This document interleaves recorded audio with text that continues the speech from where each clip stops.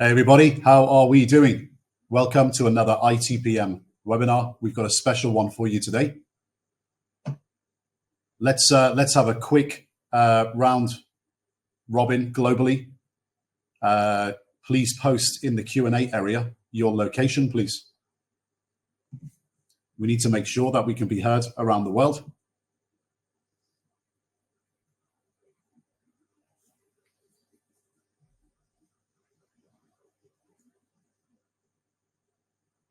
Okay, this is looking pretty good.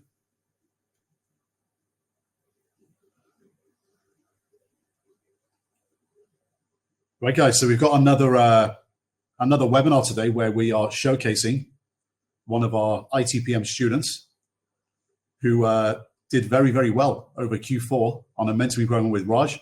So please welcome Sean. And for obvious reasons, we have omitted Sean's second name. So to stop all of you thirsty retail traders trying to contact him on social media for trade ideas and bugging him for information, he's going to show you everything today. And obviously Raj is going to give his input. I'm going to give my input as well. And it should be a very, very useful and informative webinar, okay? So guys, I'm going to share my screen now. And I'm going to ask you to just let me know that you can see it globally.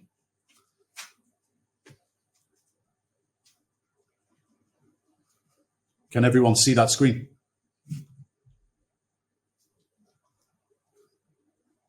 Okay, this looks good.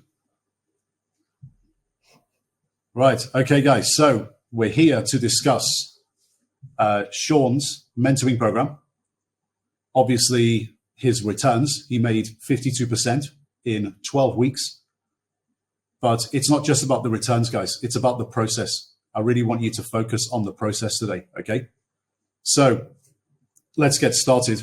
We've covered this before. You may have seen this on YouTube, but I think it's important to go over it again at the beginning of a webinar like this, just to understand the context of what we're actually trying to achieve at ITPM when we're mentoring students. So what you've got to remember is that students who come to us to do a mentoring program, they've already been through the online programs. Everyone comes at the same level of education onto their first telephone call, okay, with a mentoring program.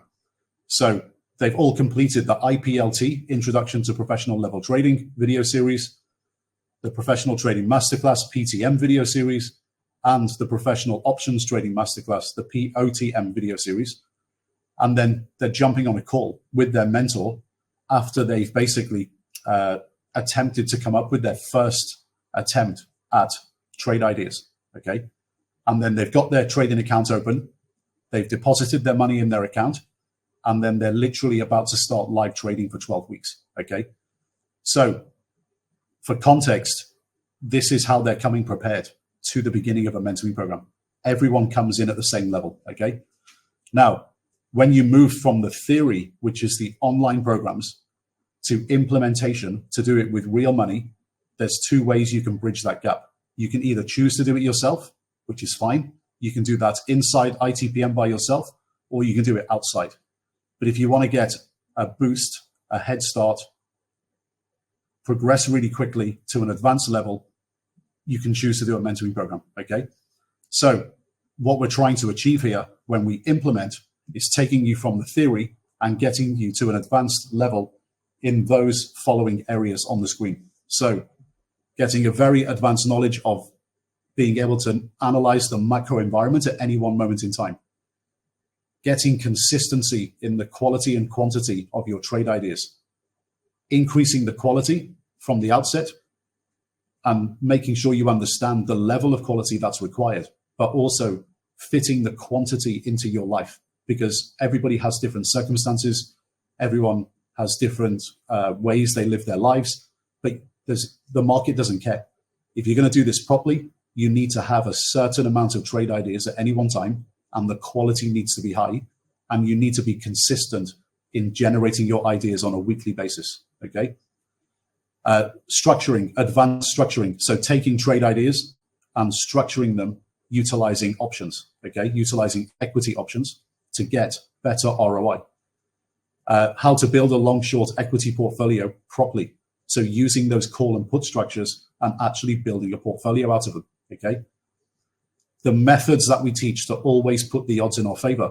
Yes, you can talk about it theoretically, but when there's 100 moving targets, you have to be able to think clearly to be able to put the odds in your favor when you put positions on. When you've got live positions, there's a million things you can do to every position. We don't give you a rule book. There's no rules here, okay? There's just a way of thinking that gets you to a point where you put on or take off probabilistic trades, okay? So that we're putting the probabilities in our favor. When you've got positions on, or even when you're putting trades on with execution, so putting them on and taking them off, your entries and exits, it's implementing winning trading habits, okay? So getting you into good habits of making money on a consistent basis, okay? That leads into the next thing, which is basically managing the business properly. So managing the business basically means making money on a consistent basis and achieving on top of that the high level trading statistics that you need to have to be considered at a professional level, okay? So what are those statistics? Well, we set you on this path over a period of 12 weeks to get profitability, but it's not just about making money. You've got to make money in a certain way. So it's optimal, it's efficient, and it's consistent. And when you achieve that, the statistics basically prove it, okay? So for an annual layout, for annual targets, what we need is around these statistics, okay, as a minimum. So we're absolute return, and we're looking for a target of 50 to 100%, or even higher than 100%. Why? Because we're trading options, okay? We're leveraging the volatility.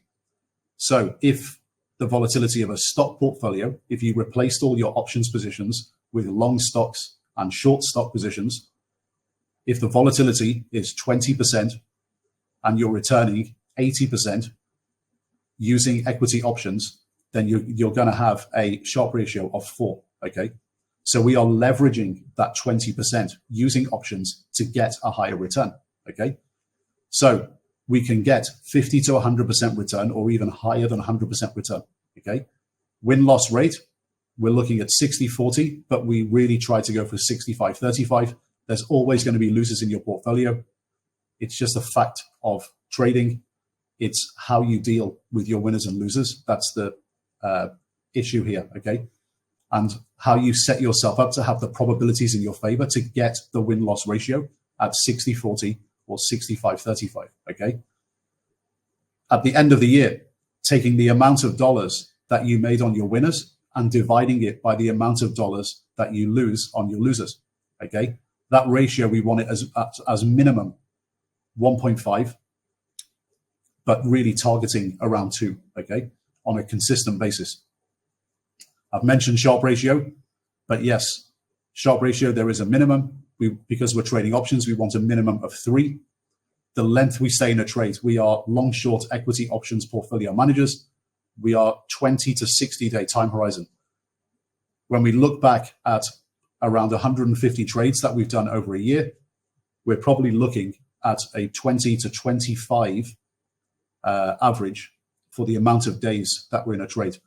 Some will be on for 6 days. Some will be on for 45 days, okay? The point is that the mean works out around 20 to 25, but you can have a little bit of acceptable variation around that. Obviously, when volatility goes up in the markets, your average goes down. You're taking more short-term trades because the volatility is higher. When volatility is lower, it pushes out a bit, okay? But really what's key, guys, here, you know, we put these titles up on our webinars like Meet Sean from Sheep to Shepherd, okay? You're going to see today that this guy really, really went from being the sheep to owning it and being the shepherd, okay? We put our titles up like, you know, Sean from Sheep to Shepherd makes 52% in 12 weeks. And yes, it's completely true. He did make 52% in 12 weeks, and you're going to see that. But it's a bit of a hyperbolic, clickbaity title, obviously, even though it's true, right? The most important thing is not to focus on the returns. We get a lot of students coming to us saying, oh, I really want to smash it at ITPM. I want to make 100% like all these guys that you do on interview on YouTube. Okay, that's fine. You can, but if you focus on the P&L, you focus on the return, you won't make it because you'll become obsessed with the wrong things. Okay, so the most important thing is to focus on the process, not the returns. If you get the process right, which after a little bump in the road, or actually a bit of a major bump in the road for Sean, which you're going to see today, after he had that bump in the road, he focused on the process and got it right, and then the returns came. So this will be a great lesson for you today, guys. So I'm going to hand it over to Raj now. And Raj, why don't you kick off with your resume? Awesome. Thanks, Anton. So hello, everyone. I graduated college in '98 from the Wharton School. And from that, I immediately went into start trading S&P 500 options, which is the highest notional options contract in the world by far. So that's where they put all the good traders to start. And basically, it was like, you have to you either have to be good or you get eaten alive. So I'm still standing. So anyway, from there, I was hired away at Bank of America in 2002 to head up their options trading desk in institutional options and index trading. And I was promoted to all of institutional options, covering index, ETF, single stock, everything. So we grew a business from 10th to 3rd in the U.S., and I was a managing director at the age of 30, which was very young at that time and still is very young. From then, I went over to Nomura until 2011. We went to business. We took the business from 0 to 80 million in 1 year, and since then, I left in 2012. And since then, I've been trading my own stuff. I've worked with the institute since 2015, and at this point, I've probably mentored over 300 students at this point. So I know what works and what doesn't, and I'm here to share with you part of the process. As Anton said, focus on the process. So the way that I mentor students and all of our mentors is before we begin the mentoring program, we require students to send over 5 trade ideas, long and short, with full effort, meaning doing your best process, trying to send over an actual trading idea. And what that does is it allows us to assess my students' strengths and weaknesses, and it really allows us to hit the ground running. So once we do that, what that does is allows students to, every time you do a trade idea, you learn something, whether it's through repetition or the member input, your trade idea quality improves. And not only that, your pitch time shortens, because what you do is you get to what's important quicker. And I can't tell you how important that is. Think of it like an elevator pitch. When students typically their first trade ideas, they spend 20 to 30 minutes pitching them. By the end of the call, it's at least half that, if not less, more like 5 to 10 minutes, because getting to what's important quickly is really what we care about, and that's how professionals do it, and that can be taught, and that's common amongst all students. Hopefully by the end of the program, once they figured out their process. So the first 3 or 4 weeks, we focus on building a watch list of trade ideas. And what's important is that they're not correlated, meaning that even if they're in certain sectors, they all are on this, all have the same, catalysts. Like, for example, if we were in COVID, if you said, I want to be short airlines, hotels, and restaurants, well, it's all the same thesis, so it doesn't really matter. It's not really all those trade ideas would be correlated. And what we do in the first 3 or 4 weeks, because of the 5 ideas you said beforehand, it allows us to put trades on rather quickly, hopefully by the end of the second call, but sometimes by the end of the first call. So what's also covered extensively is trade structuring and risk management, and that can only really be done by actually putting trades on. And because each trade idea is different, each thesis is different, each idea and sector, they all have different catalysts. So there's no rule book to say that this is the trade structure you always do. You have to look at each one situationally. So from weeks 5 to 8, which is the middle of the mentoring program, the mentoring changes a little bit, because at that point it's about half and half between new trade idea pitches, risk management, and more importantly, how to what to do with existing positions, whether we restructure them, whether we cut them, whether we add to them, whether we trade out of them. It's because at this point you have the ideas aren't just ideas. More of the trades now are actually trades, and there's real money on the line. So that's where we end up tending to focus, and that's really where the risk and I think the process really ramps up in students' minds. So the last 4 calls, we're focusing much more on risk management of existing positions for a couple of reasons. Number one, you have more existing positions than you will new ideas. And like I said before, the trade idea pitch is cut down tremendously. So the 1 or 2 new trade ideas, we can probably cover those in 10 to 15 minutes. And the rest we're focusing on maximizing every dollar that we have in our existing positions.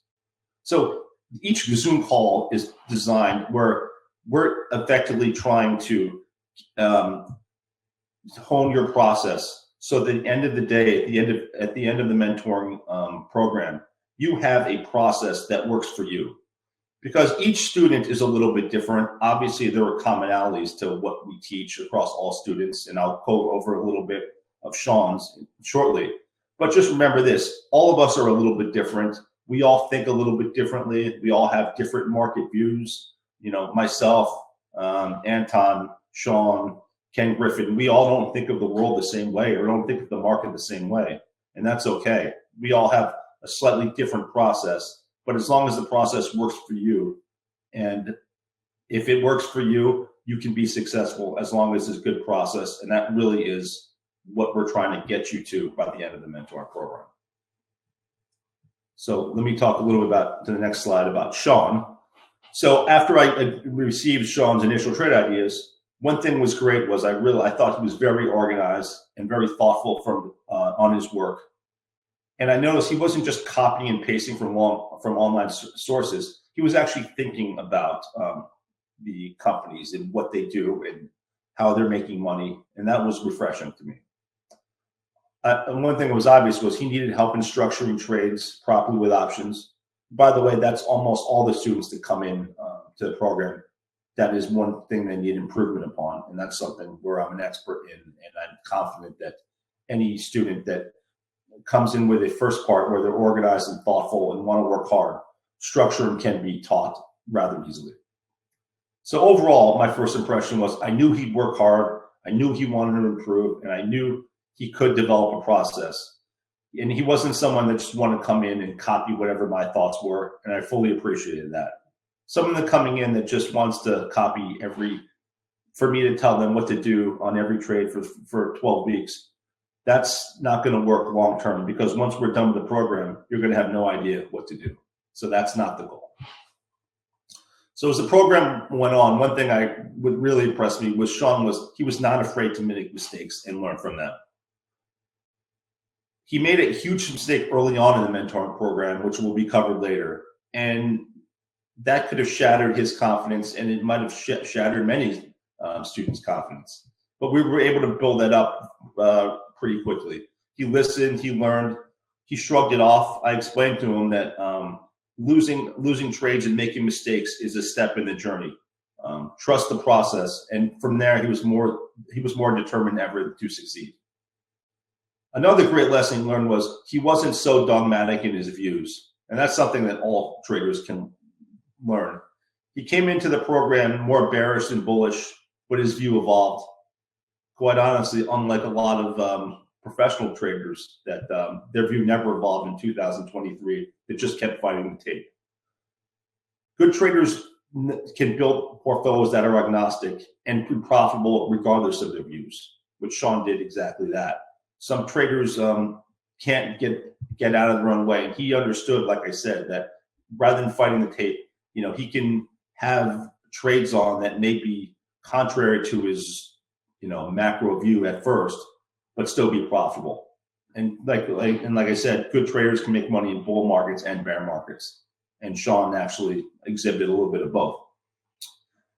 And I know that Sean ended his mentoring program in a great place. His process has become very high quality and very consistent. And you really saw the growth of him from the beginning. And like I said, in that middle section, that's really where he started to ramp up the P&L and really ramp up his process and improve it. And really that's where he generated most of his P&L in his process. And I'm very confident going forward that his process is self-sustainable. He uses it independently, and it works for him. And I only think, as great as he did, the future is even brighter. Thank you. And for that, I will hand it over to Sean, no last name, since he is a Brazilian soccer player. Thank you, Raj. Thank you, Anton. I will share my screen. One second as this loads. Make this a full presentation. So hello, everyone. Thank you for attending today. Talking a little bit about myself. I'm based in Pennsylvania, outside of Philadelphia. I attended Ithaca College in New York, where I studied journalism, which I do now not use at all. Don't study journalism in college, study economics like Anton. So from 2003 to 2023, I worked outside Philadelphia at various country clubs, working in both golf and trap shooting industries, where I met a lot of highly successful people, most of whom worked in finance. And that got me interested in studying finance outside of college. Starting in 2015, I started working in the pharmaceutical industry. I worked for a contract research organization where I led their supply chain department. Actually met the president of the company on the golf course and got the job from there.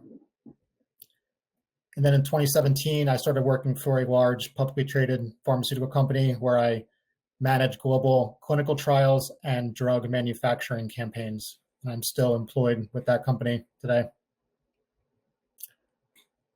So a timeline of my ITPM education and interest in trading. In 2017, I initially got interested in stocks and finance. That was a very intensive reading and learning year. And then in 2019, I discovered Anton's 10 Secrets to Achieve Financial Success video. I'm sure many of you have seen that video. It was very important for me watching that video and then subsequent ITPM videos and learning a different way of thinking about the world through finance. In 2020, the year of COVID, I subscribed to the PTM 1.0, POTM, and PFTM video series and was very intensively studying those for a year. In 2021, I opened and funded a TradeStation account as an institute trader where I traded on my own from 2022 to 2023. This was prior to mentoring. I was really struggling with my trading. I lost money. I was not encouraged with how I was doing. So after taking a step back, I subscribed to the PTM 2.0 video series in May of this last year. And the PTM 2.0 is a significant improvement to the PTM 1.0, much better in terms of how to generate and think about trade ideas. So after doing that and taking the exam, I signed up for a mentoring with Raj. That mentoring occurred in December of last year. We did one Zoom call a week. And since then, I've been trading independently on my own again, this time much more confident and active in the market. So this slide is a screenshot from the TradeStation brokerage platform of my beginning balance on October 3rd, the first day of mentoring. So at the time, my starting capital was $25,457.42. I had no live positions on at the time, so that was my initial account balance. So this next screenshot is from TradeStation as well, and it's the activity summary for the month of October. Why is that important? Well, in October, I started with 25,457 as my initial balance. However, I made a deposit of 11,900 during October. Why did I make that deposit? Well, that was my major mistake that Raj has referenced. In October, I made a bad trade and I got a margin call on my account from the broker. I had to then deposit $11,900. I will talk through what that was and why that happened in later slides, but just note that for now. So the starting balance again was $25,457.42, plus the net P&L after commissions and fees, which was a negative $8,960.34.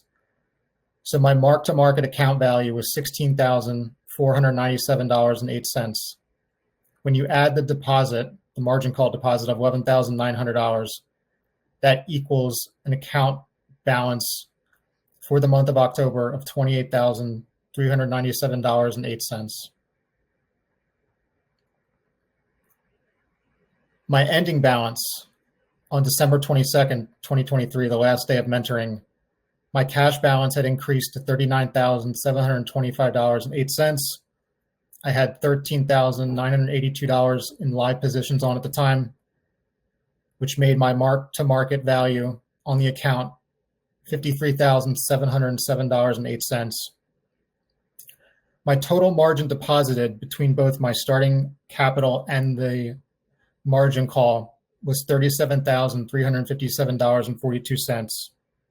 My realized P&L, $19,743. So margin plus realized P&L, subtracting commissions, $56,749.78. So you might notice that there's a difference between the mark-to-market account value and the margin realized commission. That's a balancing item.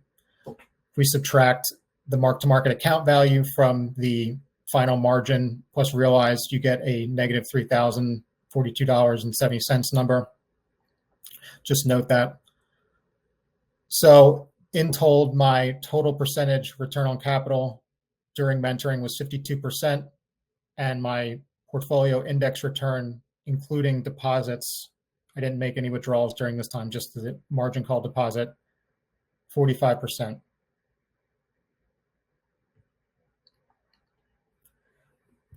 This is a screenshot from my trading statistics spreadsheet, which I will show in a little bit. This is my realized dollar equity curve. As you can see, I started out just above 25,000 in early October, had to make the $11,900 deposit because I had a $3,360 trading loss. Again, I will go over that in detail soon. And my equity curve traded pretty much flat around 35,000 for the next month, after which point mid to late November, it really started taking off. Here's my realized portfolio value index to 100. Had a significant drop off in mid-October when I had the margin call. Traded low, below 100 for about a month, around 85, 87, and then started taking off again as the portfolio started doing better and winners started coming in. Okay, so I'm going to talk about the big error that I made and that Raj has alluded to, because that was really important for me in learning the process and correcting a mistake that I really needed to think through. So what this error was a position in BLDR. BLDR is Builder's First Source, and I identified them as a potential short trade idea. BLDR manufactures and supplies building products for home builders.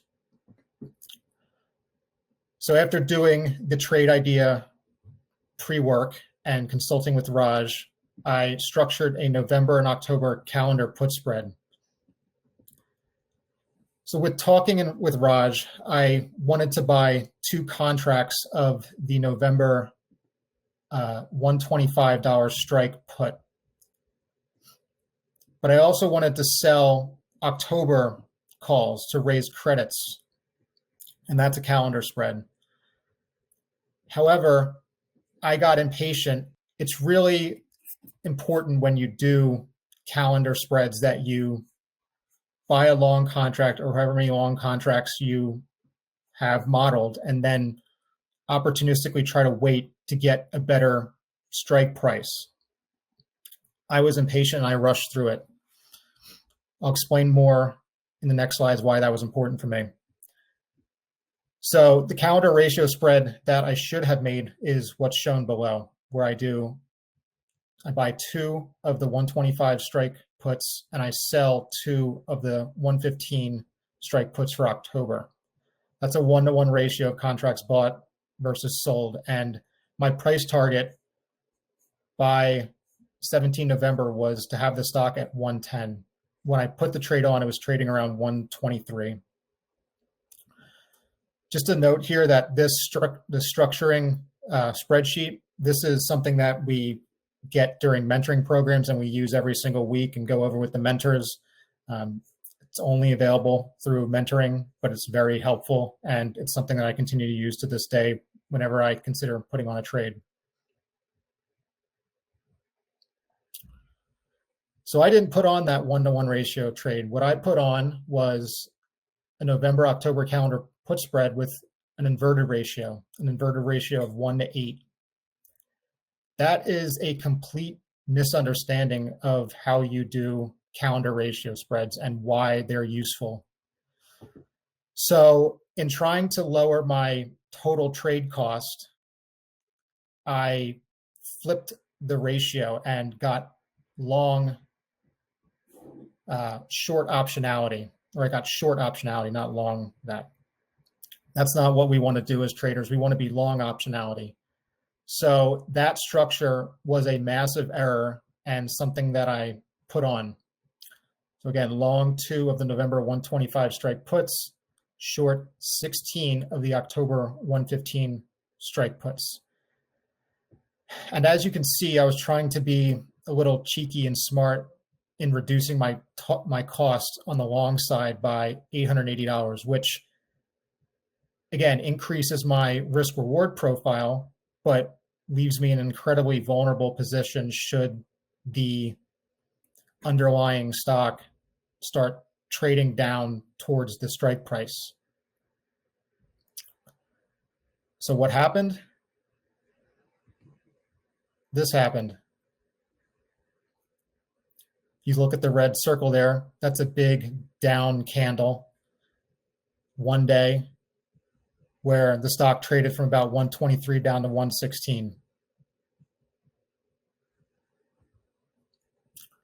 So I initiated this trade on October 11th, which was a Wednesday. On October 12th, BLDR declined by 7% to 116, which was the previous screenshot.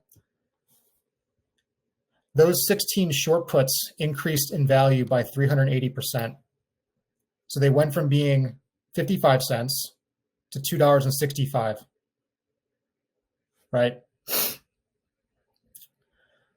So that's terrible because I was now on the hook for potentially $184,000 of builder stock if it continued to sell and go below 115. It's by some miracle that it didn't go below 115 on October 12th because price action momentum was very negative on it.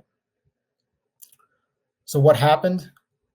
Well, I got a margin call from the brokerage platform on October the 13th. And you might think, oh, a margin call is someone calling you on the phone. No, it's not. I'll show you what happened. It just means that you need to deposit more capital into your account. So as you can see from the screenshot below, the 55-cent contracts increased in value to $2.65, which means that instead of getting an $880 reduction in my total trade cost, well, the position became a complete loser because those $880 offsets became a $3,360 loss. And that's shown here in the red bar. So when I noticed this on Thursday, October 12th, after the close of the market, I panicked and I emailed Raj and I said very politely, almost too politely, what am I supposed to do here? These short puts have exploded in value and I'm not sure what to do. Please help me. Please make me feel better about myself.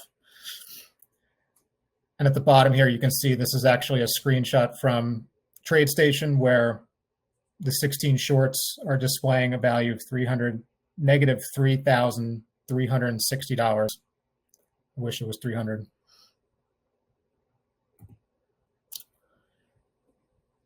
Here is the margin call message. This is from TradeStation, and it was sent on Friday, October 13th at 9:19 a.m. So about 10 minutes before the market opened. They gave me a lot of notice, luckily. And luckily, I was looking at my email at the time. So in clicking that link in the email brings me to TradeStation's Client Center where it says you need to deposit an additional $11,900 to cover your losses, or else we're going to liquidate your entire account, and you will also be on the hook for anything else.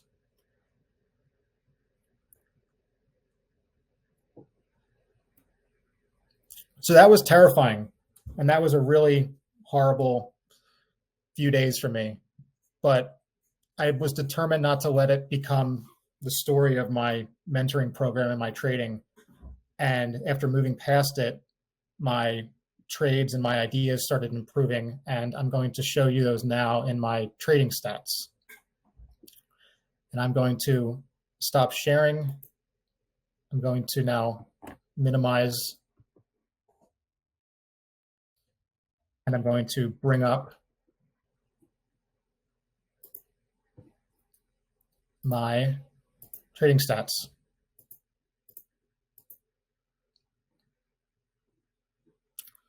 Okay. So this is what's called the data dump. This is the raw data that is pulled from TradeStation's brokerage platform. All brokerage platforms have such data based on your account. And this is from the time of mentoring start here in early October. I scroll down here all the way to the mentoring end in late December. Why this is important, this shows you exactly what trades you put on, your prices, and also your commission fees. This is just the raw data again. Everyone does this during mentoring. The next tab is my equity curves tab. Some of these tables you've seen in my previous slides, but this just tracks all of my P&L and also my realized P&L curve, my equity curve, and my portfolio index. This is through the end of mentoring, but I continue to maintain this spreadsheet in different forms. Now let's talk through my realized P&L. So I'm going to start here at the top with the realized performance. My deposited margin was $37,357.42. This again is due to the starting capital and the margin call account. During trading, I had 26 winning trades, 15 losing trades, 2 that traded out flat. So it was 43 total trades. My wins were $38,475. My losses were $18,732 for a total of $19,743. Trading costs $350.64. So minus the trading costs from the total gives you a net of $19,392.36. My win rate was just above 60%, loss rate just below 35%. Percentage return on capital, 51.91. My R score was over 2.05, and my average days in trade was 19, so just within that acceptable range, 20 to 25 days.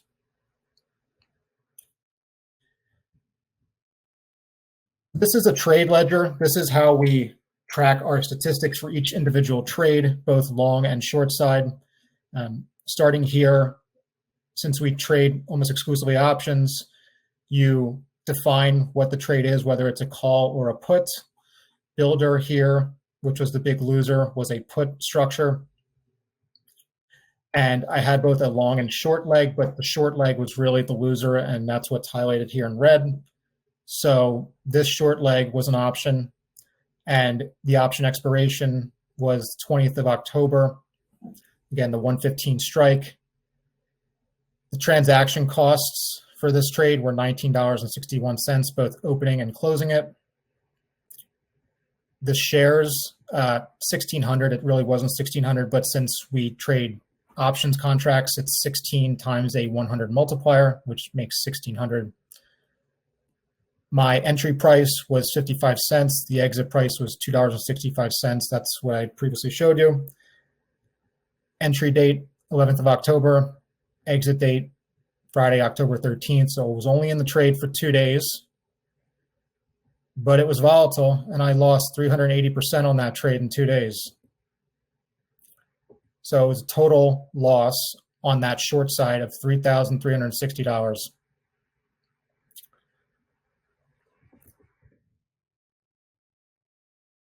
So after going away for a day and questioning everything about myself and where I was at in life and why I'm doing this, I regrouped and continued trading and resolved to myself to get better. This was a very easily avoidable error and based out of impatience and wanting to do everything all at once.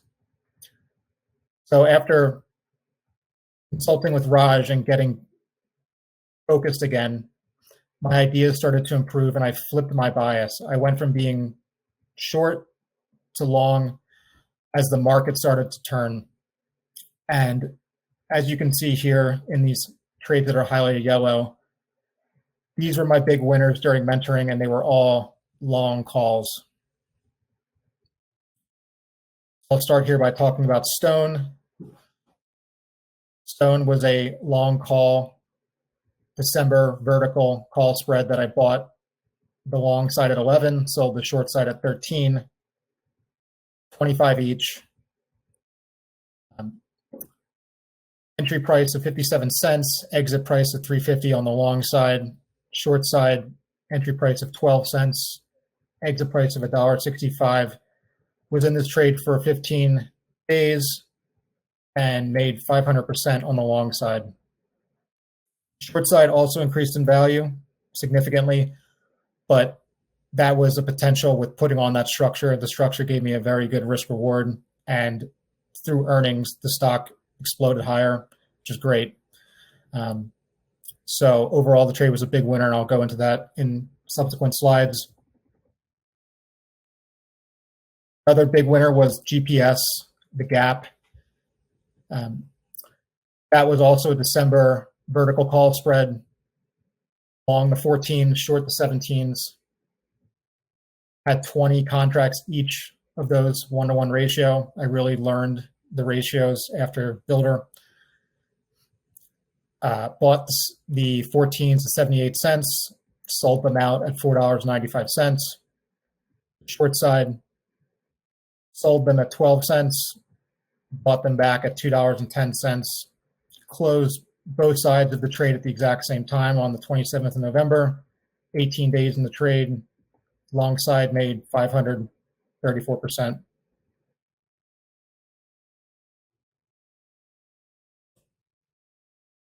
IoT, which is Samsara, a technology company. I was long the January option. That was an outright long, no short leg attached to that. That was for 6 contracts. Bought those for $3.80, sold those for $9.80. Was in the first 16 days, 157% profit. And then finally,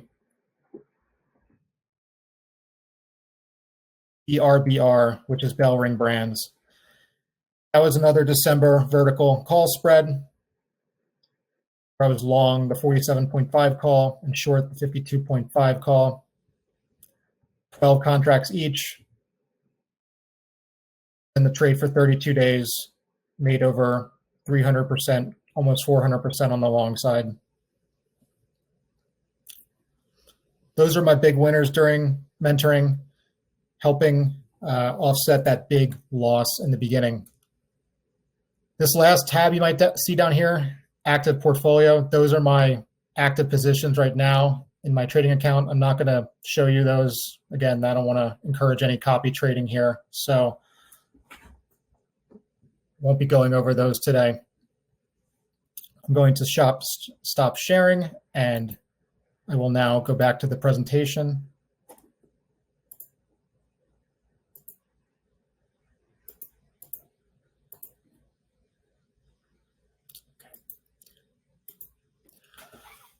So this is, again, the realized performance that I talked about at the beginning of my realized P&L tab. Again, a pretty good win percentage to loss percentage and R-score over 2. Those are what we really look for. And average days per trade within that 20 to 25 day variable time frame. So let's talk now about some of my successes that occurred during mentoring, since we've gotten the bad stuff out of the way. November is really where I turned the corner, and why I did that. I was building up my account and I was starting to raise credits in a proper way. I switched from that short market bias to a long market bias, which coincided perfectly with the market starting to increase and go into a year-end rally. Also, the macro data was starting to improve. Inflation was coming down. All of these things were bullish for equity markets, continue to be bullish for equity markets. So starting with Gap, which was a long Gap stores, retail apparel, consumer discretionary. Why I was looking at this stock, they were really a turnaround play. They were transitioning from being a loss-making operation to profitability, forward profitability. They had new management. The new management was starting to implement a new operating plan where they were reducing their costs. They were closing some stores.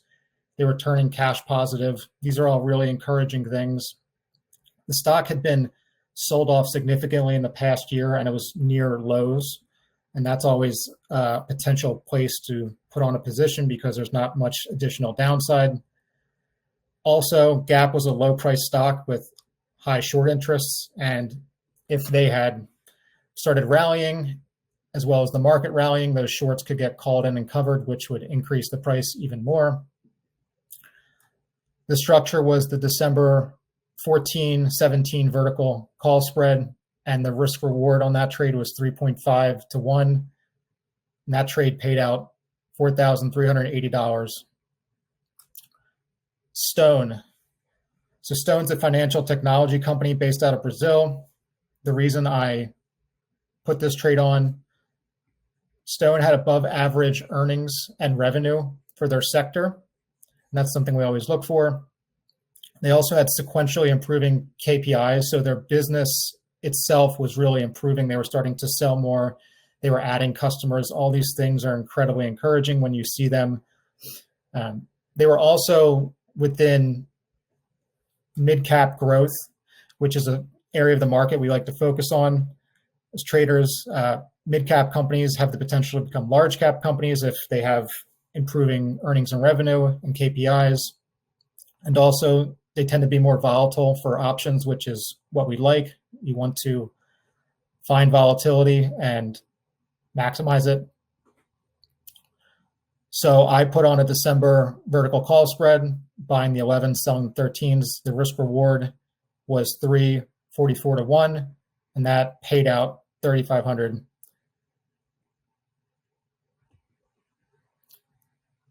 So in December, things really started clicking in terms of my understanding of credits and why they're important for the portfolio. So in December, I had 4 credits that expired completely worthless for 100% gains, which paid out over $1,000.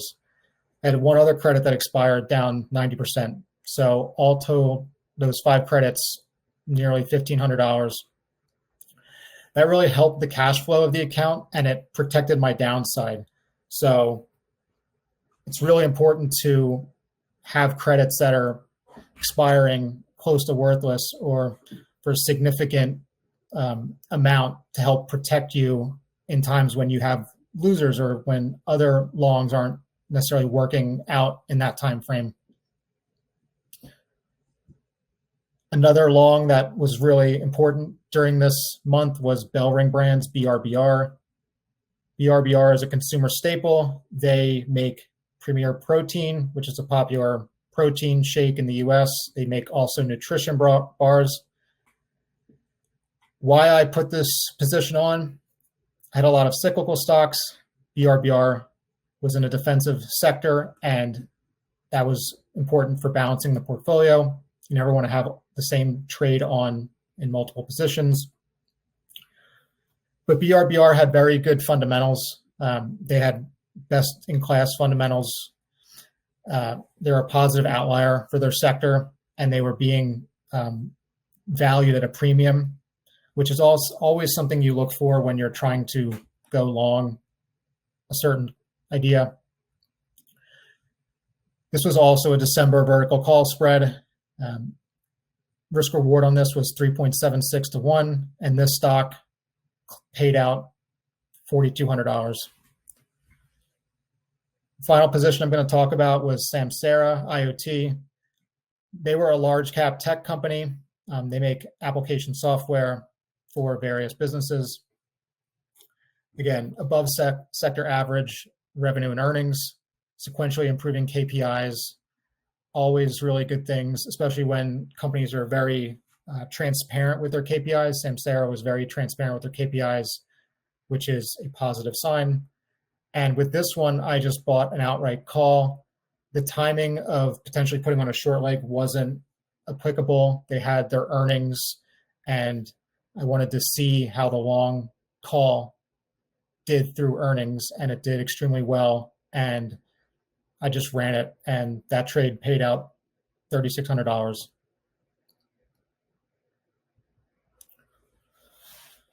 So how do you trade to a professional level standard? Some really important lessons that Raj imparted on me during our mentoring, something I always think about today. If the market were to lose 5% tomorrow, how would that affect your P&L? Are you comfortable taking that amount of risk? With BLDR in the beginning, I didn't understand the amount of risk I was taking. If I had, I wouldn't have done that trade. And now that I do understand risk, I don't ever put on trades like that. But you have to understand the risk that your entire portfolio has. And that's something that Raj really teaches during mentoring.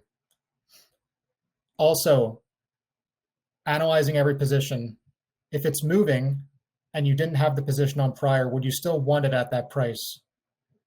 If the answer is yes, keep the position, run it or restructure or add to it. And if you don't want it at that price, book profits, realize a loss, and then just move on. There's always going to be another trade out there.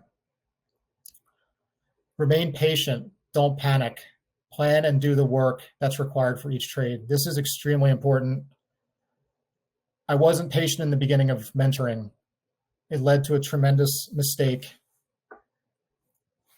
You have to remain patient. You have to let the market come to you, and you have to get your trades at your prices. That's something that comes with time and with experience, but hopefully it's not going to be at such an expense to you if you decide to trade with ITPM and go through mentoring. Don't worry about making money back and losing trades. It's only one position in your book. This was extremely important to think about in terms of BLDR. Even though it was a big loss, I had time to make it back in a variety of positions, and that was just one line in the ledger. Reduce position sizes so that you can lock in some profits. This is also known as scaling out of positions. As a position becomes profitable, taking some off the table so that you don't turn a winning trade into a losing trade, very important. Having that idea in your head before a trade turns into a winner, so that if it does, you trade to plan and not to price. No position should ever be more than a 10% long spend in your portfolio. So if we have 10 positions, none should ever be more than 10%. And really, it should never be more than a net 7%. That way you allow yourself room to add to trades or to manage trades as things change, which they will inevitably do. Finally, making sure that the portfolio is not all the same trade or all the same position. You want to have a balance and a diversification so that things are not correlated. You don't want everything moving the same way.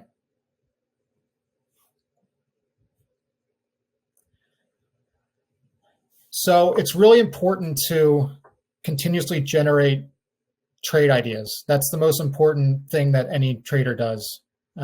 They have to be high quality and they have to be based in the fundamentals. We use both fundamentals and technicals, but it's really about 80% fundamentals. That's how we identify potential trade ideas, and then technicals are used for timing. And how we go about doing trade ideas, well, you have to develop a watch list, an actionable watch list by sector, and you have to constantly be asking yourself, what benefit would putting this trade on have for my portfolio? You also need to be in the mindset of collecting credits every month to help offset losses. Losses are inevitable, they're going to happen, but credits really do help with your portfolio's account value and offsetting those losses. You also want to be in the mindset of staggering your expiries.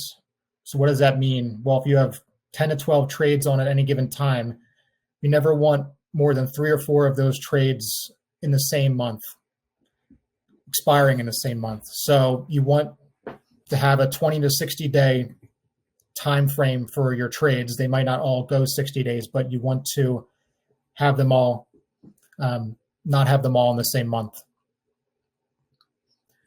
Always consider how best to time and structure your trades. So you might come up with a trade idea, but it might not be the right price, or it might not be the right time, or the technicals might not be showing you that it's going to go the way that you have the trade modeled. So you have to maintain that patience, and you have to be objective. Is it the right time? Have I missed something? Is the market showing me something that I hadn't considered yet? Finally, it's really, really important that you track and analyze your trading statistics. Your trading statistics show you your strengths, they show you your weaknesses. They help paint the picture of who you are as a trader and how you need to improve, and you always need to improve. No one's perfect at this. So I'm going to stop sharing, and I'm going to now pass it over to Raj. Thank you, Sean. We'll wait while Anton puts up the slide. Thanks for all the questions. We'll get to all your questions shortly. So just to summarize a little bit of what Sean said, even when he made his mistake, one thing was he wasn't embarrassed. We talked about it. We cut the loser out right away. It's good advice to cut losers and cut them out of your life also. That works in real life. But in terms of Sean, one thing that, like I said in the beginning, one thing that I knew right away, he was organized his thoughts and it was diligent. And anybody willing to put in that work and they can exhibit those traits can be successful at this.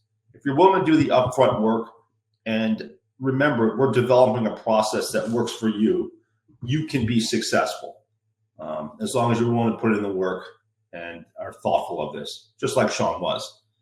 Like Sean said, he made a big mistake, but he learned from it and he used it as a positive, not a negative. In fact, it made him come back stronger.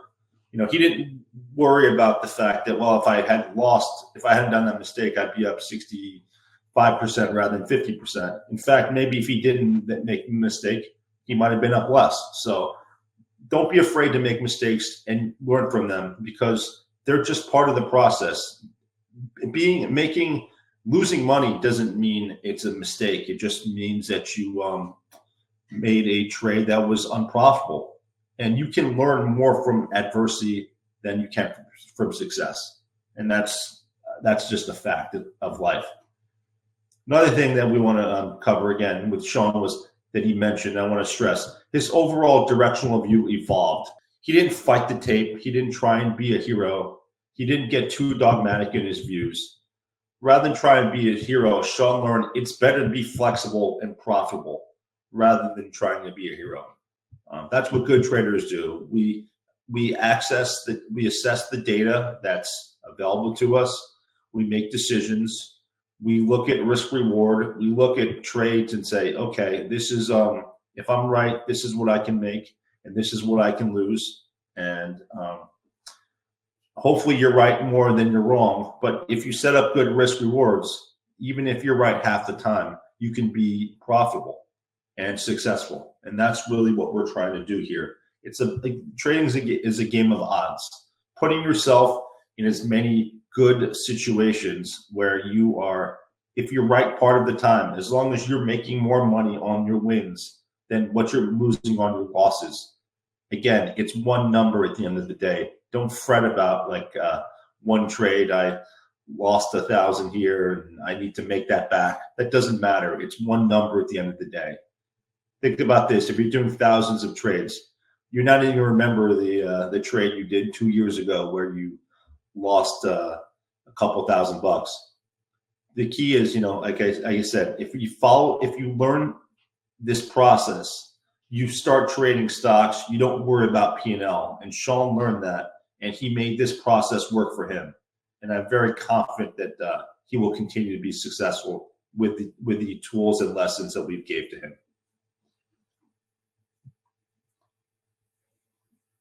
And from that, I will hand it back over to Anton. Thanks, guys. Cheers, Raj. And thank you, Sean. Okay, guys, I'll give you my summary because obviously sitting at the top of ITPM, we have many students that we mentor every year.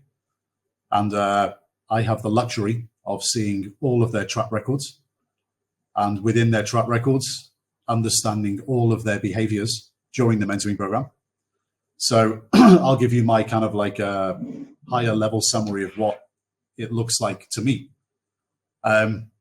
So overall, obviously, Sean, he had, in the end, a very successful mentoring program, and his P&L, his stats are really good, okay? The mistake he made early on in the mentoring program was huge, guys. It's a really big screw up, yeah?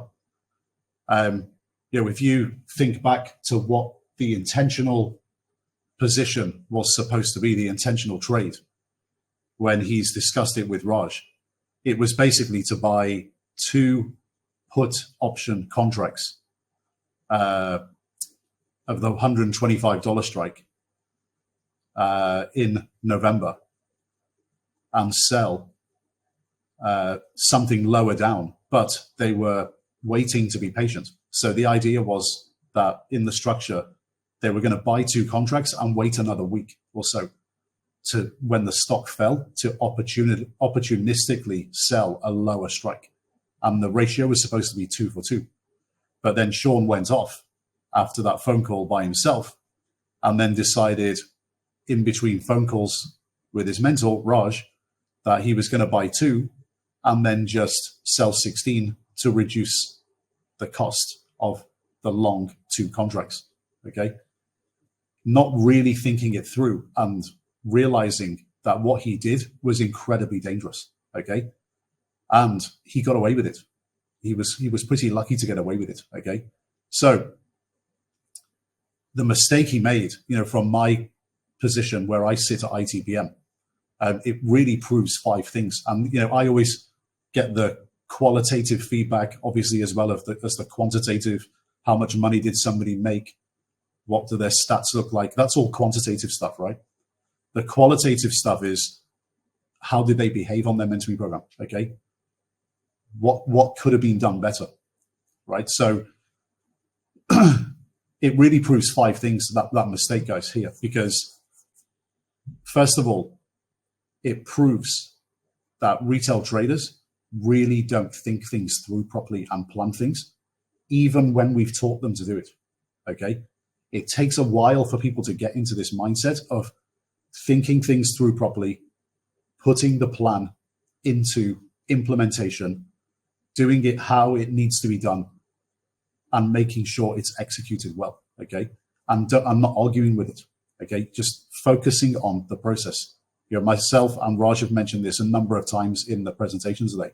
Focus on the process. Don't get greedy. Don't get impatient. And Sean has admitted that in the beginning of his mentoring program, he was very impatient. And people are, you know, they come to ITPM, they learn all this new information. It's really obvious when you do the online programs that it's real, it works, and you just have to implement it well, okay? But then people get impatient because they want the returns quick, okay? Wrong thing to focus on. You've got to focus on the process, okay? And trust the process. Second, even students who've completed the online programs, when we're in mentoring programs and we have the luxury of the time to be able to look at advanced option structures, okay? Even the guys who have been through our online programs still misunderstand advanced option structures and screw them up. It happens to guys on my program, and I have to go crazy at them and like change their thinking really quick so they don't screw things up, okay?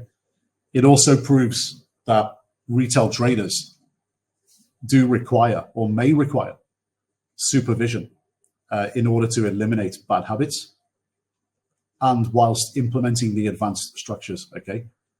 So what do we mean by that? Well, we can't be there, you know, sitting at your desk with you when you're putting these trades on and taking them off.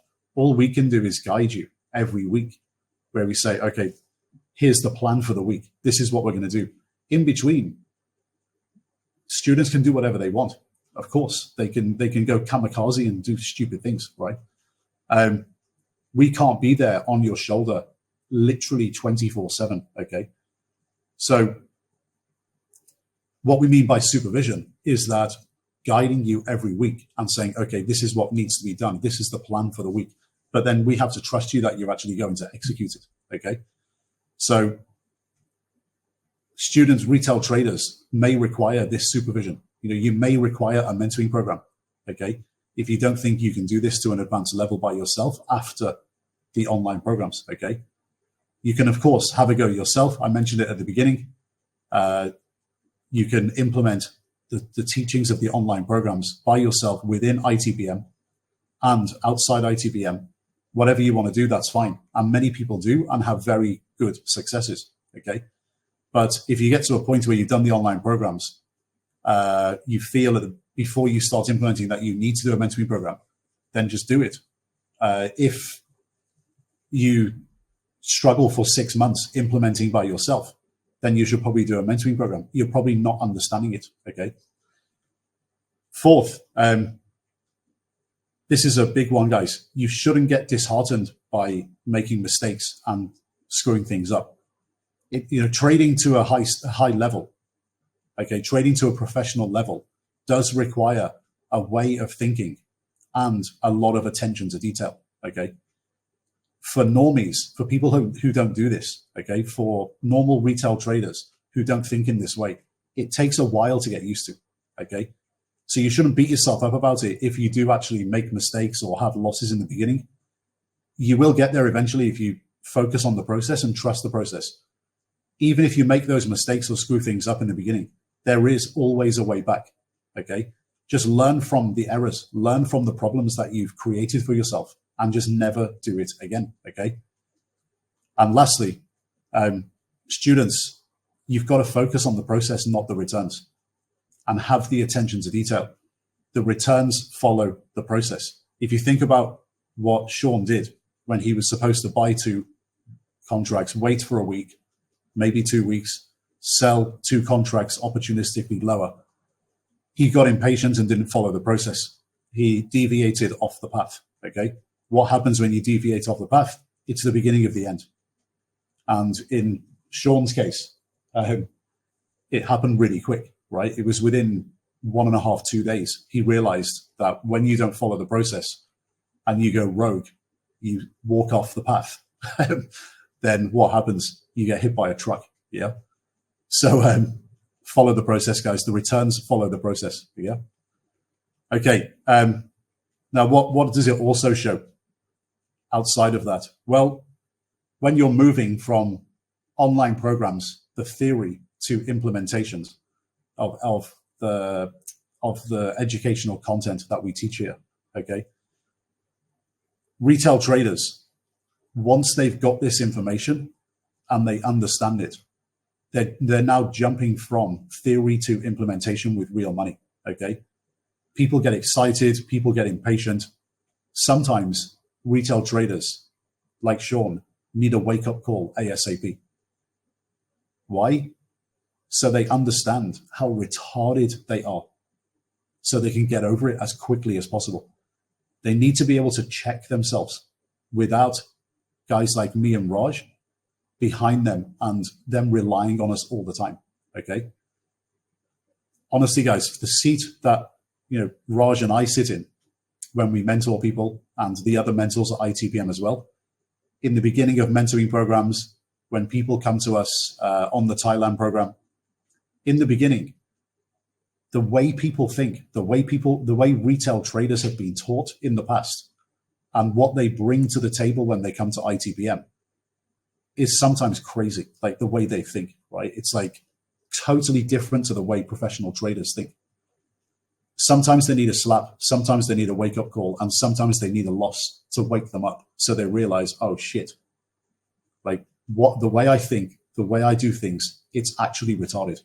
And I think if you show this pyramid that we always show, which is the competency hierarchy, where at the bottom we have this level of unconscious incompetence, right? And we always say that unconscious incompetence is like an area where retail traders exist in financial markets, where they're basically living in a world of delusion. It's the area of financial markets where people think they know something about trading, or they think they know a lot about trading, when in fact they're kidding themselves and they actually don't know anything, okay? So they're completely delusional. When you come into a place like ITPM, and we require you to actually follow a process with attention to detail in order to get the returns, okay? If you don't follow that process and go back to doing retail trader retarded shit, right? What do you think is going to happen? You're just going to blow up. So you'll get the same results as the vast majority of retail traders. So sometimes in the beginning, retail traders do need a wake-up call, and that wake-up call can sometimes be a loss, okay? And in Sean's case, he got a slap at the beginning from the markets by making a mistake. And in the end, he was okay, right? And then he came out of it and did very, very well. So it really proves that no one is beyond redemption, okay?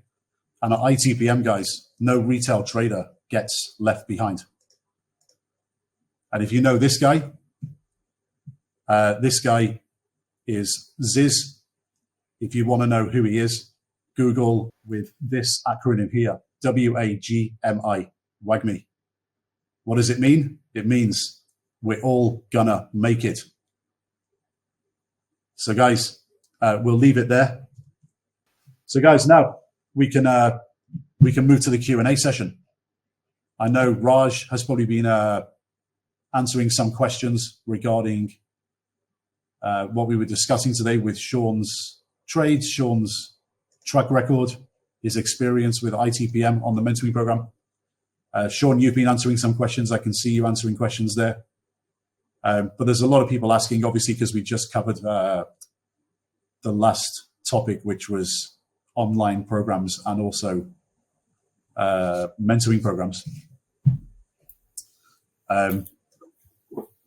Let me just get out the way a couple of these questions first, to do with the Thailand remote.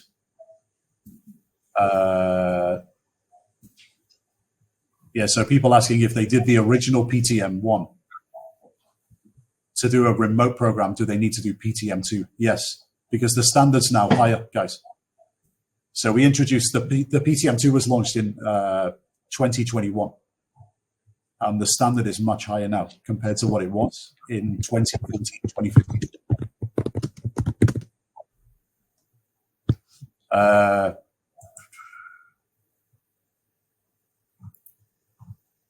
Yeah, so guys, remote programs, just send a message through the website. So you go to itpm.com/mentoring for remote programs. Thailand program, the same application. So what happens is when you apply, someone will come back to you within ITPM and you'll be sent the questionnaire to fill out. And then dependent on how you fill that out is whether we get back to you again. And if you fill that out fine and we get back to you, then usually there's a telephone call arranged and we go through everything. Albert, are you planning to grow and take more students for the Thailand program? I'm not sure what you mean by grow. We take a lot of people on the Thailand program already. I mean, to give you an idea, in 2022, we had like close to 100 people. Anything you want to discuss there, Sean? Anything you want to answer outright? There's a few questions about how much time a week do you spend on this? I mean, that's variable for everyone. I tend to spend between 10 and 12 hours a week doing this. I try to come up with 2 new trade ideas a week.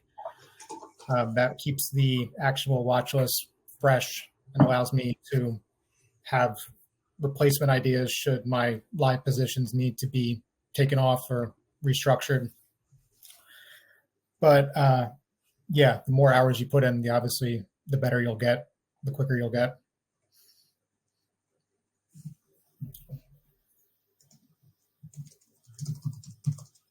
And yes, as someone who took both the PTM 1 and PTM 2, definitely do the PTM 2.0. It's a significant improvement and much better at trade idea analysis and all of the factors that go into that, not just timing and technicals, but everything, company analysis included. So can't recommend PTM 2.0 enough.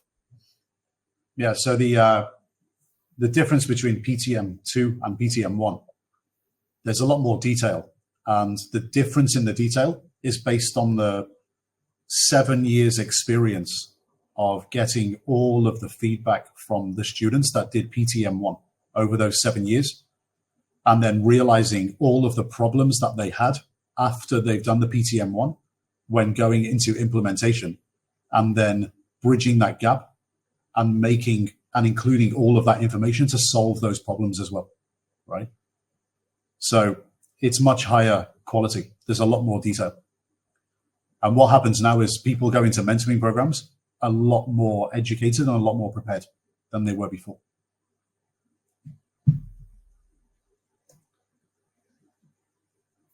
So yeah, Raj, do you want to answer any questions? You can turn your microphone back on.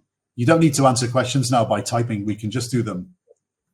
We can just shout out. Because the interesting questions, it's better that everyone can hear them, right? Hear the answers. Yeah. Yeah, a lot of them are housekeeping questions I was answering. Okay.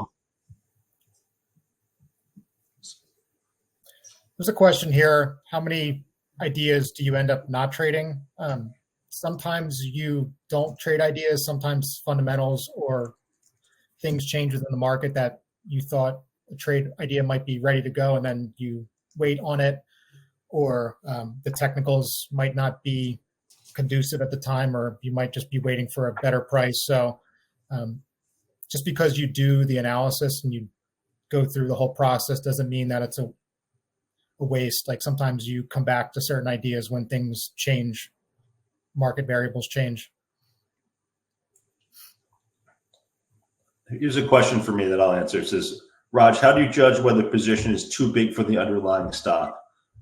For example, Sean's IoT trade only had strikes with 2 and 3 contracts of open interest.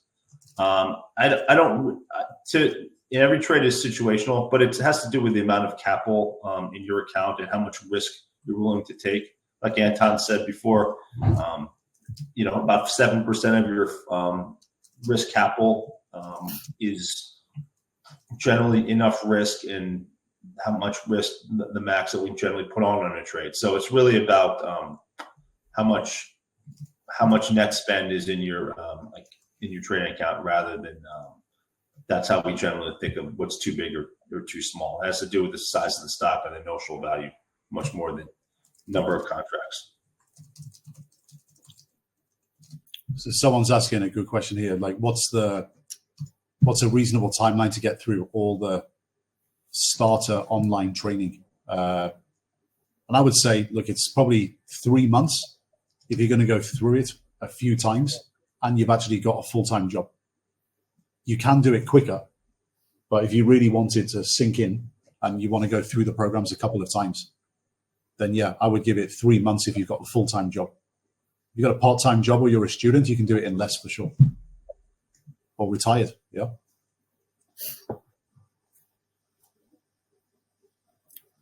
Here's a question for you, Sean, from Ryan.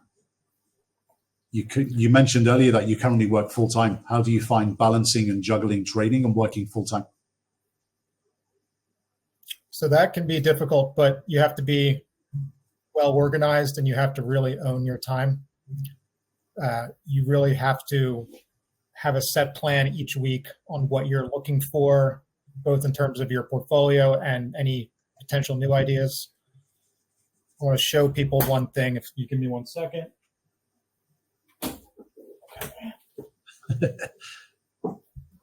This helps. Okay. Having every day organized so that you see exactly what you're looking for and how you can improve. And then if you do that, knowing that it's success, and then the returns will follow. That's great. I do like to see an organized human. Very, very important in trading. I saw that in Edge Check presentation in the past, and I rushed out to get it. Oh yeah, Shecky loves a whiteboard. Anton, there are questions about what are the common traits among students that are successful and unsuccessful. Maybe you can answer it, then I can add on. Oh yeah, I mean, to me, it's always really obvious. So it sounds really ridiculous when you hear it for the first time, okay? But when you jump from the theory to the implementation and you're a virgin retail trader to professional level processes, okay? Just do what we ask you to do. So if you do a program with Raj and the plan after call number 3 is you're going to put this trade on, you're going to take this one off. This is the method we use to do it. We're going to put a bid in for this option over here. If we get lucky during the week, we end up owning it. We're going to do this over here. We're going to do this over here. Use the structuring spreadsheet to work out the ROI, work out what you need to work out, and if it's good enough. If you have a plan. We literally have a plan at the end of every call, okay, for exactly what you have to do for that week, okay? Just do it. Don't question why. Don't get too smart. Just in the beginning, execute the process and the plan, okay?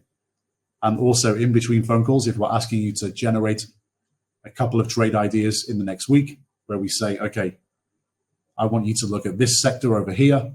I want you to find a short idea in that sector. I want you to look at this sector over here. I want you to find a long idea from this sector, okay? Do it. The guys who do what we ask them to do and do it diligently, okay, what happens? By the time they get to call number 6, 7, around this time, that's usually their second monthly options expiry. And if they do what we ask them to do up until that point, around week number 6, 7, everything falls into place, okay? And light bulbs just start going off everywhere, right? Because they start realizing, okay, The reason we did this in week number 2 has just happened. The reason we did this in week number 3 is now happening. The reason we did this in week 4 is now happening. And then everything falls into place. Okay. The guys who succeed are the guys who diligently do what we ask them to do during a mentoring program and just execute it. And then what happens over the mentoring program, we give you more and more decision-making capability for yourself. Okay. So by the time you get to the end of the 12-week program, you can pretty much do everything for yourself. Now, a guy that doesn't do well on a mentoring program, okay, what's he doing? He's doing the opposite. Okay. We ask him to do 6 things. He does 3 things. We ask him to put a trade on. He puts half a trade on, right? We ask him to do this and he does the opposite, right? The progress of somebody doing that to get to the point where all the stars align and everything falls into place, okay? And then the penny drops. They start realizing, oh, right, this is how it works, okay? You can't get to that place if you resist. If you don't have the discipline just to get through the first 4 to 6 weeks. The first 4 to 6 weeks, you've got to be very disciplined. If you do that, everything falls into place, okay? So yeah, it sounds a bit ridiculous, for us to just say like, do what we ask you to do, and then you just have to do it, right? And then you'll be successful, but it's true. Right. I'll add to that, just taking direction. Like, for example, I'll ask, if I ask a student, okay, for trying to figure out what the total addressable market is in this sector. And then they come back to me and say, well, I didn't do that. Well, then what's the point of having a mentor if you're not going to listen to what we're telling you? It's kind of like it's about sticking to the plan. We develop a game plan on purpose. And then if you don't follow the game plan, it's kind of like in the NFL, they spend weeks developing a game plan for the game. And then it's like after the first play, they just rip up the game plan and do something else. That's a complete waste of time. So, I talked about fighting the tape, trying to fight the mentor also doesn't, those are consistent with people that aren't successful in this. And it always kind of like baffles me a little bit, guys, when, people come to ITPM, they do the online programs, they realize when they're doing the online programs, and this is why they're doing them, right? Because they've realized very early on that we know what we're doing. The school is the real deal. And they want to do every online program. They get to the point where they want to do a remote program. They book and pay for a remote program and open their trading account, put the money in their account, and they're ready to go. And then instead of, having a full 100% commitment to the mentoring program, they're kind of like 1 foot in, 1 foot out. Life gets in the way. Something happened at work this week, so I couldn't really focus on it. Like Sean said, you've got to own your time, okay? And you've got to really work, especially during the first 4 to 6 weeks, to get over the hump and get it, okay? And it always amazes me that guys will book up a remote program and then put in like 50% effort, right? Like, just be ready to put in 100% effort. If you do it, you'll come out the other side, knowing the process, fully implemented, seeing it for real, and what comes out the other side, profit, okay? Yeah, and another thing that was common sometimes I've seen where they go, like you said, they go through the whole process, and then they come in the mentor and they say, all right, well, I've done this before, or this is what I think, and try some process that's been unsuccessful. It's almost like they're trying to prove that what hasn't worked for them is going to work. And that's, coming into fighting the process is a reason sometimes people fail at this. It's almost like teaching, you say you can't teach an old dog new tricks. Well, we're trying to teach you what works rather than what doesn't work, because we do know what works. You really have to be mentally honest with yourself as you go through this and analyze the way you think, because the way you think can often get you into trouble, and just maintaining a mental flexibility is incredibly important. I remember in my first couple of calls, Raj asked me a few questions that completely left me stumped, but I'm sure he knew why he was asking them. And I still go back to some of those questions and think, oh, he was asking them so that now I can think that way about each position, thinking next level. You look at fundamentals, you look at timing, but there's other variables that go into why you should put a trade on or not. And with enough time and practice, you get comfortable thinking that way. It's really an advanced way of thinking about trades.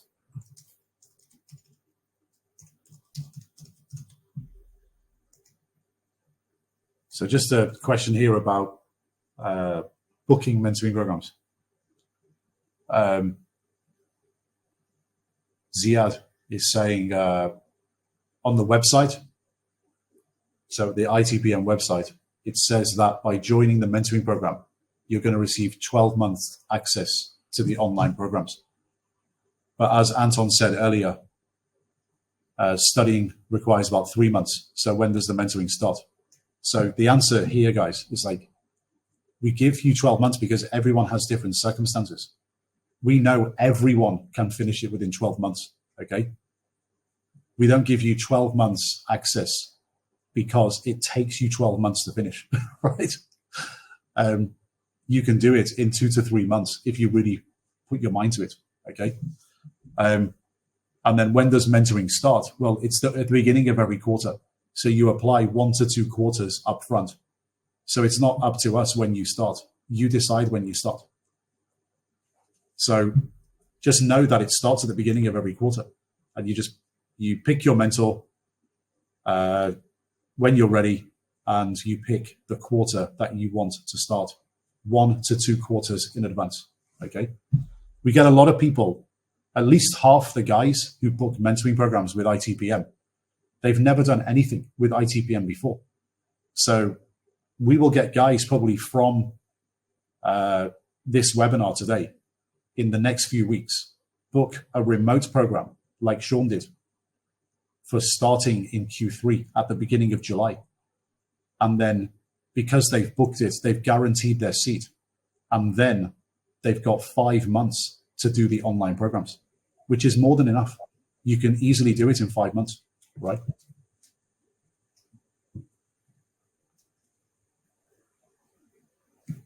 Alex, I'm 34. Not sure if I'm long in the tooth, too long in the tooth at this age, but you get the idea. No, 34 is definitely young. We have guys in their 70s doing our programs. Don't worry. 34 years old. Yeah, it's not medieval times. We're not sending you into battle with the French. You're not going to die next week. Yeah. You're not gonna die of some medieval disease next week. You're 34. Don't worry.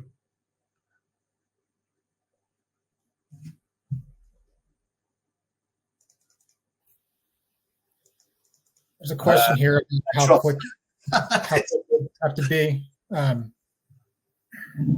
Keaton, yeah. So something about how quick you get it, how efficient you get at the process is something that I did at the beginning because I was struggling with how long it was taking, was just timing myself.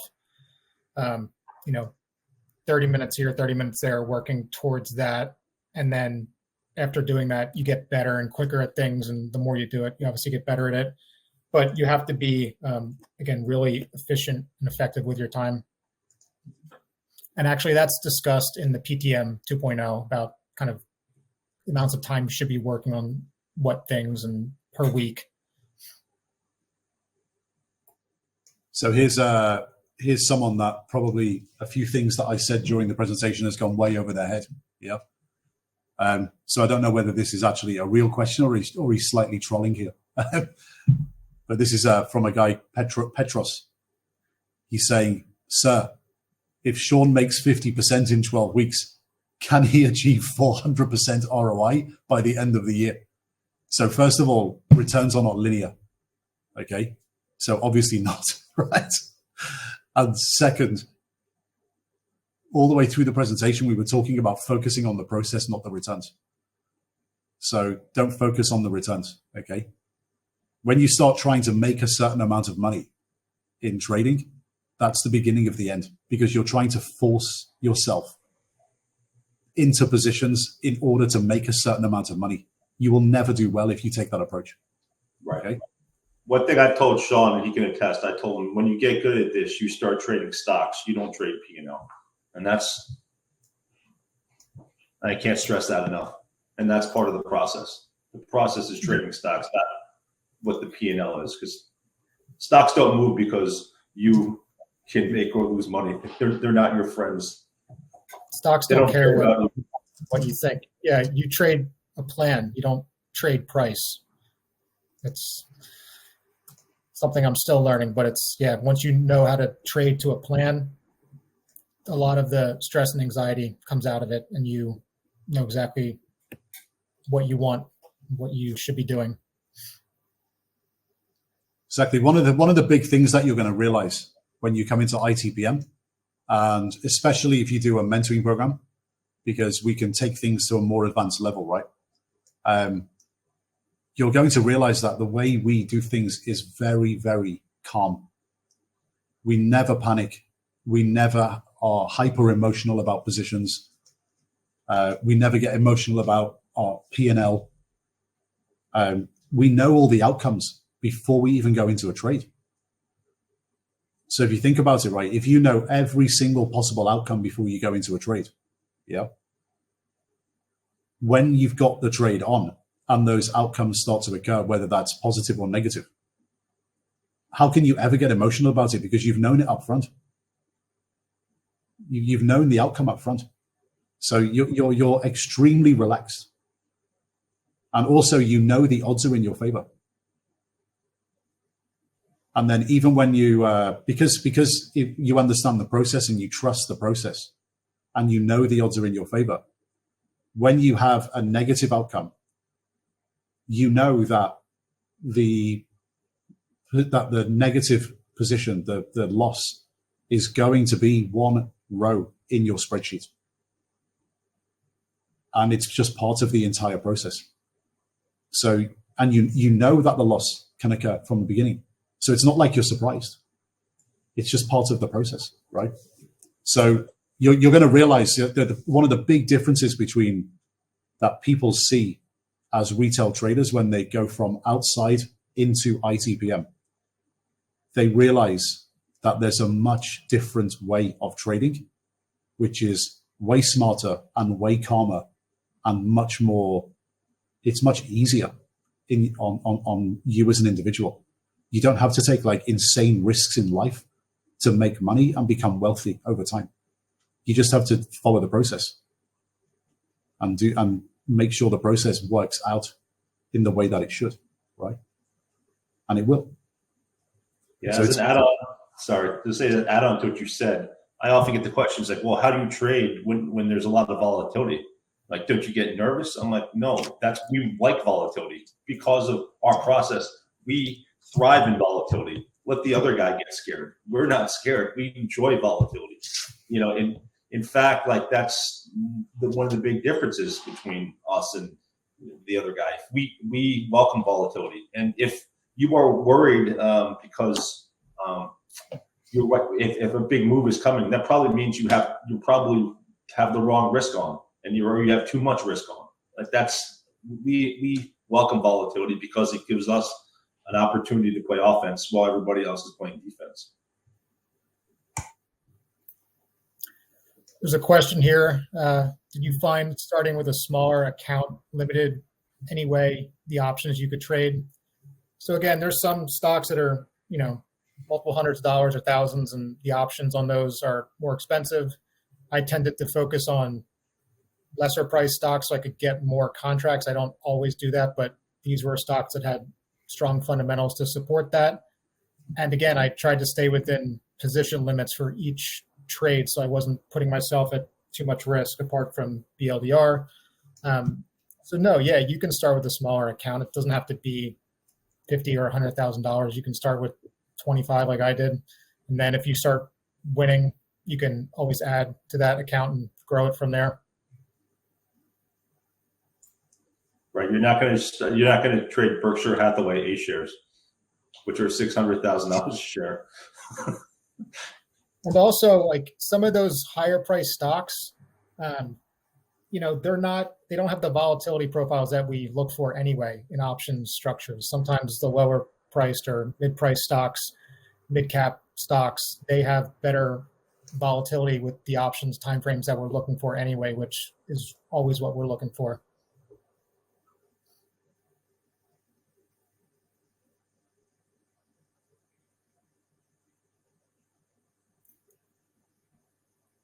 Was that 50% return done with a delta neutral portfolio? No, I had a long bias. And it's okay to have a bias, guys. You can have a bias, but you never have to be big and dogmatic. You should be always flexible and as agnostic as possible. But you can have a bias every now and again. That's completely fine. Yeah. And with a bias is something I taught Sean during mentoring, but I don't want to go into it today. But there's when we set up risk limits and how to shock your portfolio with, meaning if the market has a big move one way or another, you figure out if this is an acceptable amount of loss to have or gain. Obviously, there's an acceptable amount of gain, but if this loss is too big, that's something we cover in mentoring. So Roberto asking here about the difference between remote and Thailand program. So does the remote program cover the same content as the in-person program in Thailand? I'm asking specifically about the advanced option structures. Yes, but obviously if you come to Thailand, we're spending probably around 30 hours in the classrooms. So before you start your 12 weeks. So obviously you can get a better grasp and better understanding of stuff before you start your program. So typically most people who come on the Thailand program will have a better understanding than people who just start out on the remote program. So imagine on the remote program, you're literally doing your first phone call and you haven't had those classrooms in Thailand, right? Whereas a person in Thailand is getting more out of their 12 weeks because they've gone into a lot of detail before they've actually gone on the 12-week program, right? Versus someone who's starting a remote program.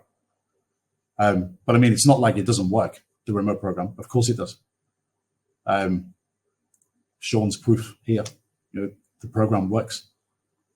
It's just that you'll get more understanding by going on the Thailand program before you start.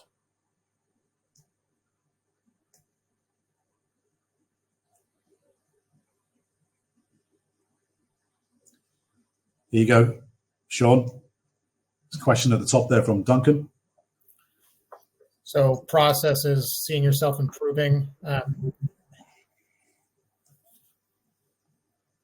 Yeah, so something that I still struggled with even when I was with Raj was like anticipating, right? Like you can do your trade analysis and you can do your company analysis and know everything for a specific individual stock. There's always going to be things that happen with individual names, but it's really like market moves. And right now with this environment, with the Fed being so important to the market, unfortunately, you really have to be in an anticipatory mindset, right? So when the Fed kind of pivoted in December, it kind of caught me off guard, but I should have anticipated it because it's an either or situation. So now that I'm kind of going through these ideas and running them against kind of my bias and sort of the macro data, anticipating things happening and then having like a scenario analysis for that. If this happens, then I do that. That's something that comes with time and practice and is really important for moves that can happen at any time in the market.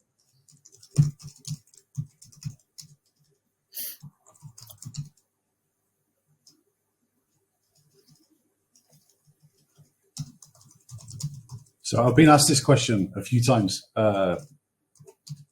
today. I think three different people have asked this question today, which is a bit weird.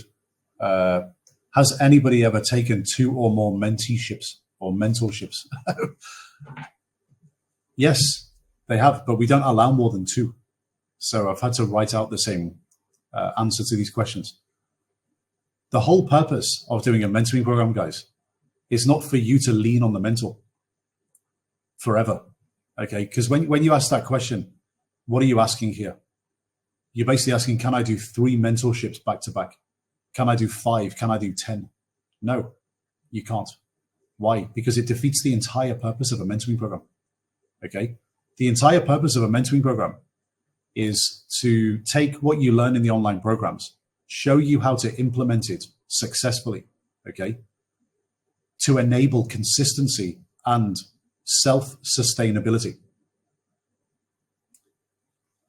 What do we mean by that? Well, when the phone goes down after call number 12 on your mentoring program, you should be in a position where you know how to do everything for yourself. Okay? And you should be able to trade without relying on anybody. That's the whole purpose of a mentoring program. Now, if you do 2 mentoring programs, what does that mean? Well, it means you can't let go of the mentor. It means you need more help. Okay? And that's fine if you do 2, but there needs to be a period where you trade by yourself. So we can do a maximum of 2 programs, but you need a period of at least 3 months between where you've traded by yourself, because you don't even know if you need the second program. So I would say it's minimum 3 months. It's more like 6 months that you should trade on your own. And then, yes, you can do another mentoring program if you need to do it, okay? But we're definitely not doing 3 programs, 5 programs, 10 programs. That just means we're working for you and you're relying on us to get you returns because you can't do it yourself. That's not trading. That's not trading, right? We're never gonna engage in that behavior. We're a school. We're supposed to be here to teach you how to do it for yourself. Okay. If you need me there, you can send me $100 and I'll send you a signed photograph of me. You can put it right next to your computer.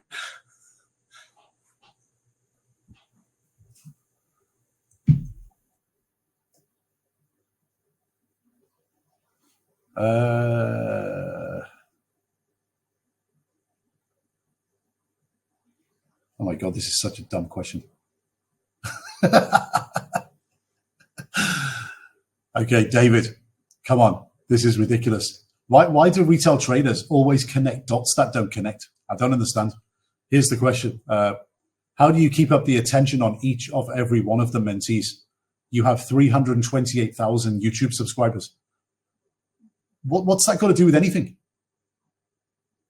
The amount of YouTube subscribers have got nothing to do with the amount of mentees that we have at any one time. Okay.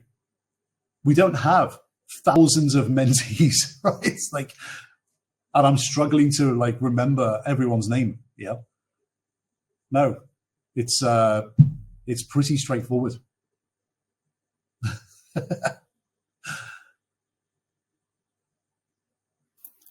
So actually the second part of your question that you've typed out, I've been following ITPM from a time where there were only 50 people.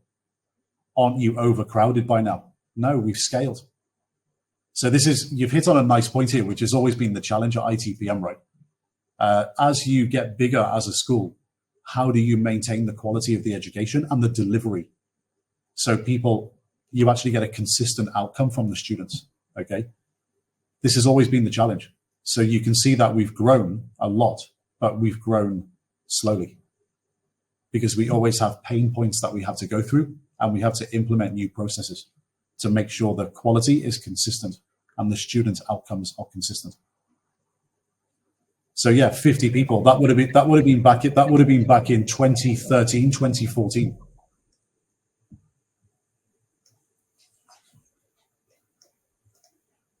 Christoph's question is good. He goes, is the communication after the mentor limited to the Discord server, or be okay to send the mentor every now and then an email when the question occurs? I mean, yes. It's the same thing. Yeah. You don't need to physically send an email. You can just type out the same question and put it in the Discord. Right. And the Discord server is an incredible resource. Like Society, I was in study hall before I became on the mentoring program. Both are great, but Society is an incredible resource. The mentors are all on it often and will answer questions. And yeah, there's competition. It's really an incredible thing to be involved with. Right. And I will say that students like to tell me now and then, every now and then, how they're doing. They send me an email, send me their progress, which I appreciate, that they're doing great. They wish me congratulations on my son, things like that. And that's, it's we've developed a relationship, but it's not just like mentoring where each week they're asking me questions about specific names, but certainly keeping in touch is, once we're done doesn't mean we forgot about you. When you finish your mentoring program, you're in the community. And here's the thing, right? If you're doing well and making money, why would you ever leave ITPM? Seriously. And a lot of guys just stay because it's the best place to be.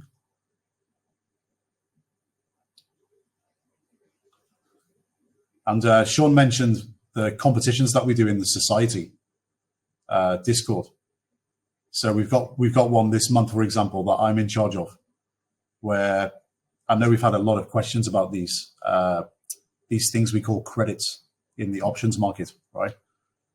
We've literally got a competition this month where the entries are for what we call credit harvesting. Okay, so we go into the options market every month and we harvest credits out of the market. What's the point of that? It's to get money coming into your trading account where the cash register is ringing every month. So you get positive numbers coming through every month. What does that do? It basically protects your downside. So you can see, for example, in the presentation where Sean learned in December the beauty of raising credits. I think he raised about $1,400 of credits in the month of December, and his account value would have been about 38 grand at the beginning of that month, something like this, right? Or 40 grand, something like this. So he's basically getting 3-4% of his account value coming through as credits, right? What does that do? It protects the downside of your account. Imagine if you do that every single month. Okay. Now, knowing how to do that is a really good skill. It's a really strong skill set. And this is something that we're teaching in the Discord this year. And it's advanced stuff. Like, you really have to think about it in detail, how you do it every month. And it's a skill set that we're teaching the guys over 2024 in the Society Discord. It's something that you can't teach in a video series. It's impossible. You have to teach it for real with real positions. There's no other way you can teach it. So this is what we're doing. Casey, I'm sorry if this is an unconscious question, but have you had any successful students who didn't come from a financial background? Casey, you are literally on a webinar with a guy who didn't come from a financial background who made over 50% in 12 weeks. Okay, pay attention. We have plenty of people. In fact, the majority of people at ITPM don't come from a financial background, the retail traders who come to us.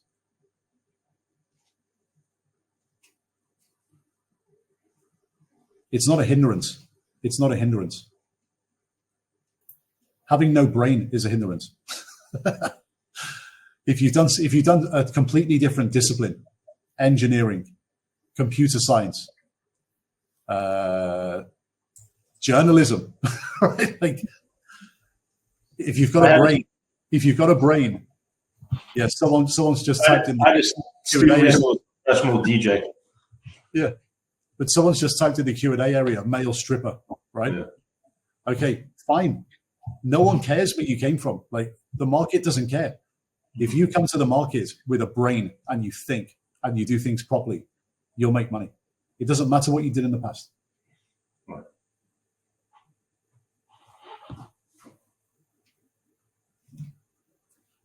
So one guy's asking, we've had a couple of guys asking this question because people came late into the webinar. People had to leave early, whatever. People asking, will you upload the video after the webinar? Probably yes. It's probably going to end up on YouTube, but it's not going to be immediate. It's probably going to take a month, over a month to get up. It'll take a month.